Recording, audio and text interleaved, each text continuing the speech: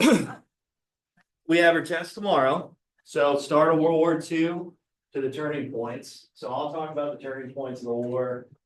The next topic, so I think is a good breaking point here for the test. So study your map, Pacific map. Okay. And then, well, I guess I don't have a quiz for you, sorry. But your terms. Maybe Ms. O'Neill will get one looked up here. I don't know. She's on a field trip now, so maybe not. She'll be all right. But we have our test tomorrow, so come prepared. Study, look over your notes. Today I want to review with you a little bit about the Pacific theater before we move back to the European theater. So I know we're jumping back and forth. Real quick, you guys know what I mean by Pacific theater and European theater? I've been talking about it a lot, and in the other classes asked, like, what does that mean? Yeah, what does it mean? Jason? So Pacific theater basically Japanese more sea on the front of the war. The European theater is more like fighting. Yes, good job. Good. So again, we're fighting two fronts, two totally different styles of warfare. In the Pacific theater against Japan, right? We're mostly out in the open water. In this battle, especially, we're seeing warfare change, especially naval warfare. And then in the European theater, which is just another, the other front, that's against Germany and Italy, mostly on the ground in Europe. All right, we'll talk about it. It actually doesn't start in Europe for us. It actually starts in North Africa. And we'll mention more about that here in the next topic. All right, so I'll give you guys some time here. Battle of Coral Sea, we talked about this all on Friday.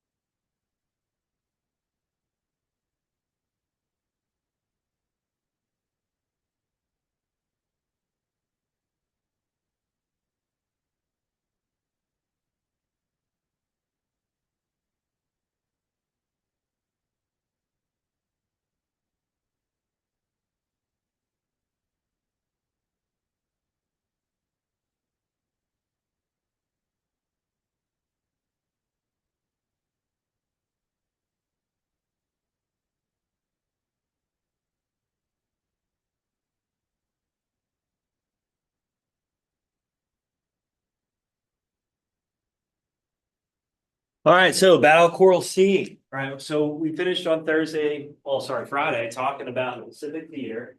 And now we're going to adjust, we're going to shift back to the European theater. Okay, so what do we know about Coral Sea? Where is it? Where is Coral Sea at? Obviously the Pacific Ocean, sure, but Austin? It's right above Australia. Yes, good job. So why did the Japanese want Australia so bad? What was the reason for it? Austin, go ahead. It was owned by Great Britain. Yeah, good. So this is a territory of Great Britain for a long, long, long time. Actually, they used to send their prisoners there, believe it or not, because they're so far away from everybody else, right? And this was kind of like an uncharted lane in a way. But with Australia, this is the last possession of the Allied powers in Southeast Asia. Japan just took over what island chain, which kicked the United States out? what island chain did they take over?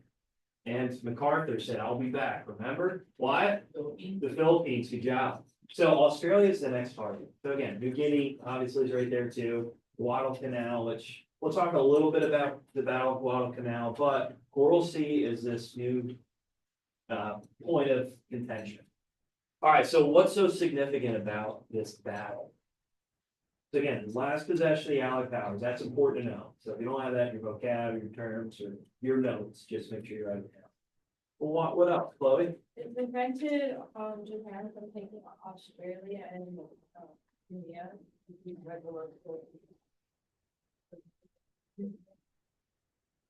Okay, good job. Why else is it so important? So it did stop the Japanese advancement. That's important. So 1942, it looked like they were untouchable. Again, after Pearl Harbor, our whole Pacific fleet's wiped out for a long time, 6 months. And as they take the Philippines, and well, we all know the Bataan Death March. So this was brutal. And yeah, we got the Doolittle raids in, which was somewhat of a psychological bump for us to give us some sort of motivation and showing the Japanese that we can hit them at any moment, at any time. But why else is this so important? How is this changing warfare forever? How is it doing this? Naomi, go ahead. That was like aircraft carriers shooting at each other from long distances. Yeah, good job. So whenever you think of naval warfare, typically you see these massive battleships and they're just pounding each other until one of them sinks, right? That's not how this is going anymore. So these aircraft carriers are far away from one another. They're like floating fortresses and they're not even taking a shot at one another, right? Actually, the fighting's done with these planes that fly off the deck of these aircraft carriers. And they're duking it out in the skies above and trying to target the opposing side's aircraft carrier. Right, what are these fights called up in the sky with these planes? We talked a little bit about this in World War One. Now in World War II, they're doing it over the open water. Ben? Dogfights. Dogfights, yeah, good job. So with these aircraft carriers, this is changing the game. Now all of a sudden the idea is about power projection. So how far you can hit your enemy, right? And how far away you can hit your enemy and target them. So no longer battleships are going to be utilized on the water. Yeah, we still create them. Yeah, we still innovate battleships here and there. But for the most part, they're just used to escort these aircraft carriers, right? So now warfare is changing. Right now, obviously, the way things look, we have aircraft carriers are more advanced than ever. You know, right now they're operated off of nuclear power. They have drones, missiles. Some even have laser defense systems on them to take out some of these hypersonic missiles. Right? It's way more advanced now than ever. But the whole idea is how far away you can hit your enemy. And with the United States, our Navy, right, we took this route, this direction, and no other country really has the ability to do what we do at targeting an enemy from far distances. So the Battle of Coral Sea changes this forever, right? Naval warfare is not going to be the same after this battle. All right, I did talk a little bit about this battle being somewhat of a turning point. Right, whenever we talk about like the turning point of World War II in the Pacific theater, it's the Battle of Midway. So we'll focus on the Battle of Midway more of this next topic. So after this test, we'll focus on this the next topic. Right now, we're going to transition, turn back to the European theater. Okay, so I want to get up to the turning points. That's the idea. So I think that's a good break to the start of World War II to the turning points, and then we'll break it off again at the end of the year here. Okay? Okay. So we're going to shift back to European theater, not to confuse you, but there's two wars technically going on at the same time. Two different theaters anyhow. Okay, so here are your terms for today. We got Operation Barbarossa, the Wehrmacht, well, that's a weird name, the Red Army, and the Siege of Leningrad. So just for today, and once you're done with these terms, if you have everything completed, which you should, these are in class, well, this is an in-class assignment, your vocab. So once you're done with these vocab terms, you can submit it to the assignment. I just posted it. So it's the start of World War II to the turning points vocabulary. If you're done, turn it in, you're good. It has to be turned in before you take the test. Okay? Same as always.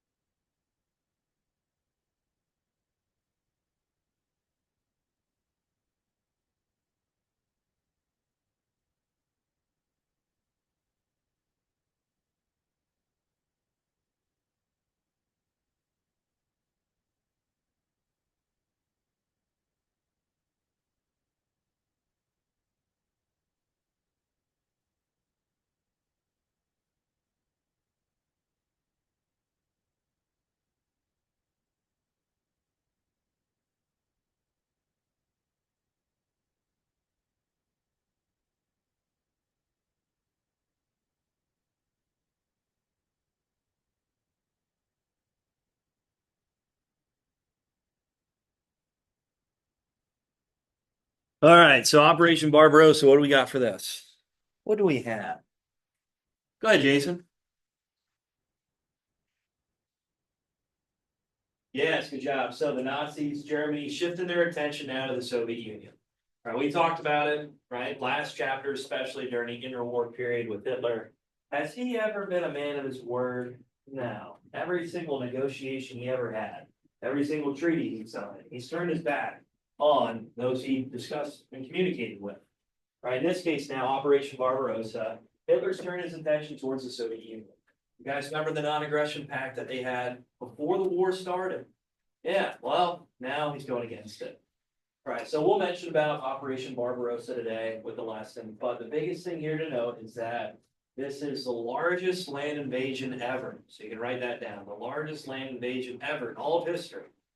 So over 3 million German troops, the Wehrmacht, that's what the German army is known as, right? They marched deep into the Soviet Union. And, well, they destroy and, I tell you what, brutalize the Soviet Union. Right, over 27 million Soviets will die in this war, and a lot of it has to do with this operation alone. What tactic do you think Germany's going to use to take over these huge swaths of land? And we talked about this tactic quite a bit. Boston? Was it Blitzkrieg? Blitzkrieg, yep, good job, lightning warfare. And we'll mention about it with the left, and as they get to these larger cities within the Soviet Union, within Russia, right, rather than just invading it and taking it, they decide to encircle them, right, and then try to cut them off of resources, supplies coming in. In other words, why waste the time in invading a city? Urban warfare is difficult, it's tough. Let's just surround it and choke it off, and that will make them surrender. And we'll mention about one of the ugliest means of sieges ever with the siege of Leningrad. But real quick, the Wehrmacht, just make sure you guys write this down, the German army. All right, so this is known as the German army. Okay, the Wehrmacht. All right, the Red Army. Well, you guess that one. Whose army is this? Brody? Yeah, Soviet Union. Good job. All right, so the Red Army is known as the Soviet Union's army. All right, and then finally, the siege of Leningrad. So make sure you guys write this down. This is a, well, encirclement of Leningrad, which is known as, well, it was known as St. Petersburg. You guys remember St. Petersburg? What was the nickname of that place? You guys remember? The city built on what? Chase? Bones. Yeah, the city built on bones. You guys remember the Winter Palace? Yeah, it's named after Peter the Great. Okay. Well, now they changed it to Leningrad because it's now the Soviet Union. They're going to name it after Vladimir Lenin. And this place here is filled with, well, it's a very populous city in the northern part of Russia, the Soviet Union. And this siege happens, this encirclement, the Nazis encircle it. That happened, it's a close to over 900 days. Over 1 million people died of artillery shelling, right? The Nazis were even bombing it with a Luftwaffe. But a lot of it actually happened. A lot of these people died of starvation and freezing to death, hypothermia. It would reach close to -40 degrees, -40 degrees in Leningrad. And if you don't have sources of energy to keep your house warm, right? If you don't have food, water coming in, well, no one's going to survive. So this was a brutal, brutal siege that lasted close to 900 days, almost 2.5 years. Right? If you think about it, this was brutal. We'll talk more about the siege of Leningrad here today. All right, so again, this is going to lead right up to the turning point. The next thing we're going to talk about is how the Nazis are going to get stopped. Right up into this point, it just doesn't seem like they are stopping. Right, it seems like they're winning left and right. But we did leave off talking about how, well, the Nazis somewhat lost to who? Who defended and fought off the Nazi machine in the West? Right, so again, we talked about the fall of France. We talked about how they took over the northern countries, Scandinavian countries. They marched through the Ardennes forest. Remember that? And as they were using blitzkrieg tactics and fast-moving, well, armored divisions, it looked like they're unstoppable till they got to one place, and this was difficult, no matter who it is. But then, Great Britain. Yeah, Great Britain did fight them off. Good. And remember, we talked about Winston Churchill. He was doing everything he could to try to boost the morale of the British people. Right, what was this time period where the German Luftwaffe was just bombing crap out of Great Britain and forced Many people lived in the subway tunnels and over 40,000 civilians died. But they still hung on, they didn't give up. What was this called? The Doolittle Reed. No, that was the Pacific Theater. I like what you're saying here with raids, but no. But the Blitz, yeah, good job. So I know we're kind of looking back a little bit, but the Blitz, right? The Blitz was this time period where it looked like the Germans were gonna force the British to surrender, but it didn't happen. They held strong. All right, what were the reasons why Great Britain could hold strong, that they could survive? So again, what's spiritual? Sure, right? It's motivation, right? The people lived in subway tunnels, but what? Well, they're an island, good job, so they're already heavily defended. And what else though was a crucial factor in their victory? Marina? Who was bombing?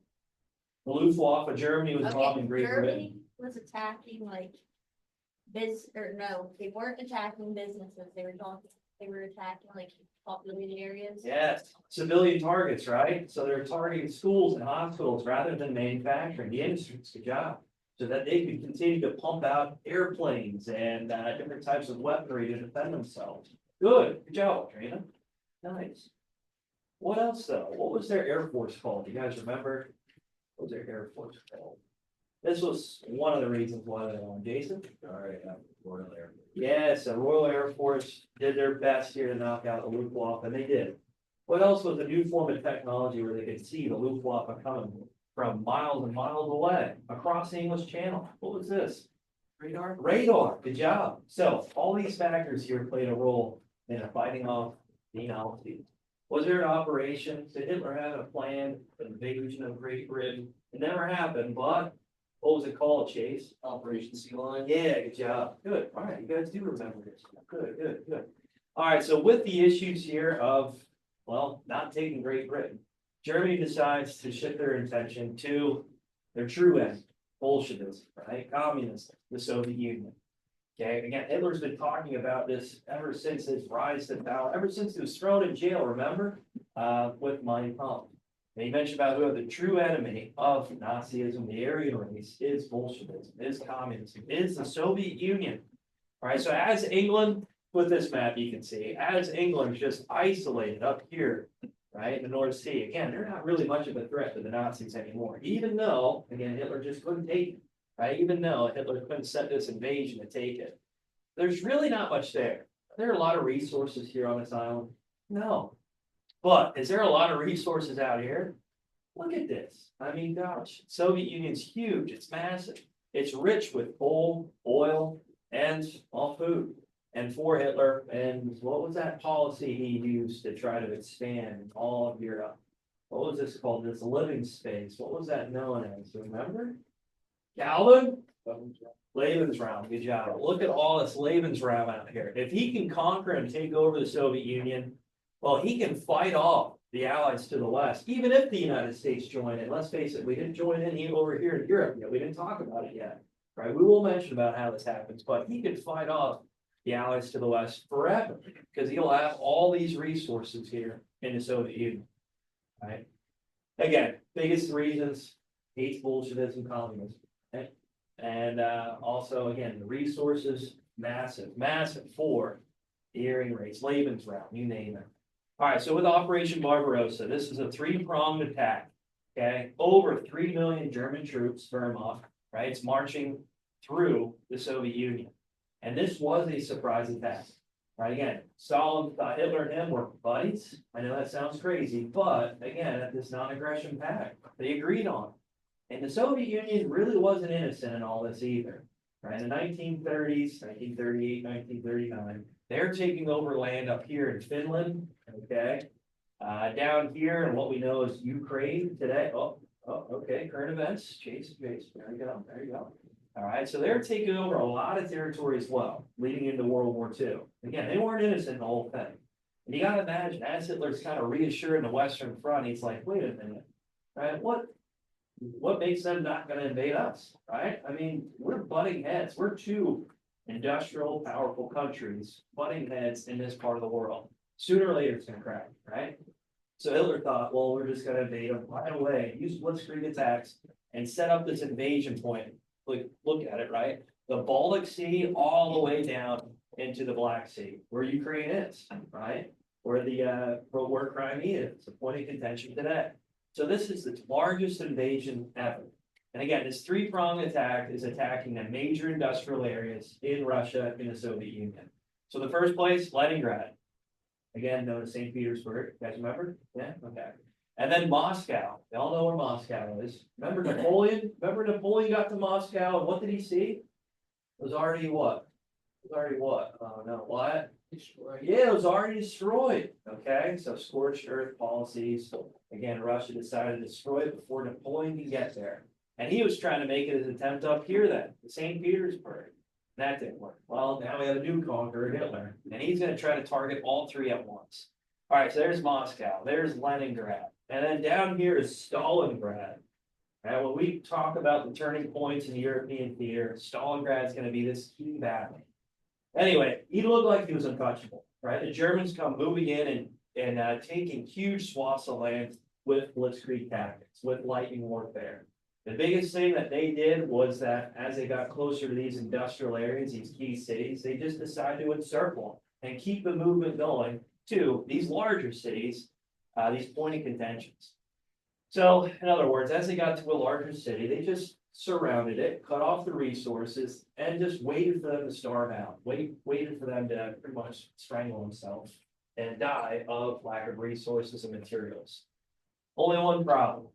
Right? You think these Russians are going to fight back in these cities? Yeah, they are, right? So as you're making this movement and getting to these cities and just encircling it and keep it going past it, right? There's going to be more rebellions and revolts that happen, right? They're not fully taking over the city. So what does that mean? You got to draw troops from the front lines, right? You got to pull them back and try to put out these fires. Does that make sense? So do you think that's going to halt this advancement? It is. So that was one of the biggest issues here for Operation Barbarossa. Right, early on, it looked like it was working perfectly, right, into a masterful tactical objective. It's working out great. But then as you're getting around these cities, they decided just to try to cut them off of resources. And again, they didn't expect the Russians really to fight back too much. And they did, right? Let's face it, they're getting invaded. And is Russia used to invasions? Yeah, right. Let's face it, Napoleon, World War I, now World War II. I mean, this is all happening within a short span here, within 100 years. So they know how to fight back, let's face it. So with Operation Barbarossa, Germany gets up to about 10 miles, 5 to 10 miles of Moscow, right? He's this close. He's this close. And then he decides to shift his attention to Stalingrad. Okay. So why does he want to take Stalingrad, you think? Well, it says it in the name. Who's it named after? Huh? Joseph Stalin. Okay, so that's a prideful blow, right? So if he can get that, he's making a morale punch here.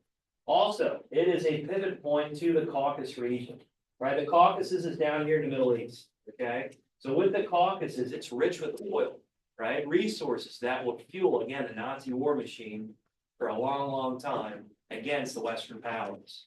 So again, with Operation Barbarossa, this thing looks like it's working really effectively. And as they got to, again, Leningrad, they decided to encircle the city. All right, real quick with Leningrad. You need to put things in the fridge, please, and these failures. The buttons, can you put things in the fridge, please? Fridge. It's back at right, but they're not here. All right, I'll take it. Okay. Beat it, recording. All right, so anyway, as they get to Leningrad, real quick, so we're talking about these major cities. So they do get up here to Leningrad and decide to choke it off, right? They decide to encircle the city. Again, there's over 2.5 million people that live there. So for the Wehrmacht, this would waste a lot of time, right? There would be a lot of casualties, a lot of deaths in trying to take the city. So they're like, let's just cut it off, right? Cut off the resources coming in. And during the winter months, yeah, negative 40 degrees, good luck surviving. And over 1 million people did die in this 900-day stretch where the Nazis encircled Leningrad. So as they do that, well, again, the Russians are suffering. They are starving. Again, they're in these freezing temperatures. It's not like you can just heat your home, especially without coal coming in, without any type of resource like oil or wood. I mean, it's all cut off. And also, you think about it, your pipes in your home, right? That's running water. Once it's frozen, boom, they burst and it's destroyed. So you have no running water then. And resources are really coming hard to get. right? Medical attention. There's no health care, there's no different types of medical equipment or supplies coming in to help the people that are suffering. One thing though that did help the Russians survive was that during the winter months, is that there's a lake. You guys can kind of see it up here. It's called Lake Ladoga, right? During the winter, what happens to lakes? They freeze over, right? So as it freezes over, right, they actually received a lot of benefit, a lot of help and aid from some of the Soviet possessions up here in parts of the northern parts of Europe. So as it froze over, that was their chance then to drive these supply trucks in and out to help with the civilians that were stranded there in Leningrad. That was a way for them to just kind of hold on. They called it the Lake of Hope, I believe it was called. So, or the Road of Hope, or the Road of, I forget exactly what it was called, but in other words, the lake, as it was freezing over, that was a benefit to them to hold on and survive. All right, so again, Moscow is right in the grasp of the Nazis. Leningrad was encircled, and now, again, the Nazis are looking down here into Stalingrad. Again, morale below, you got it, take the name of Stalingrad. Again, Leningrad, take the name of Lenin. And right here was Stalingrad. That's a pivot point down in the Middle East, right? In the Caucasus region. And that's where it's rich with oil. The Nazis get it. This war, oh, it's not going to look too pretty for the Allied powers.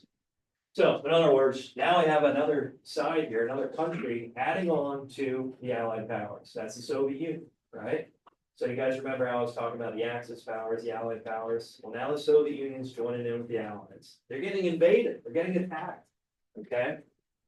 All right. I think I already talked about this slide. We're good here.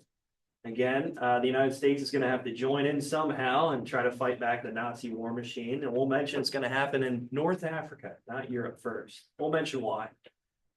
Okay, and here's the possessions, the control of the Axis powers in Europe and in Asia at the time of 1941, 1942. All right, so we'll talk about here Stalingrad. More next topic, so probably on Wednesday. So on Wednesday, when we get back after this test, these are going to be the turning points where finally the Nazi war machine is going to be stopped. All right, is there any questions? Any questions? We good?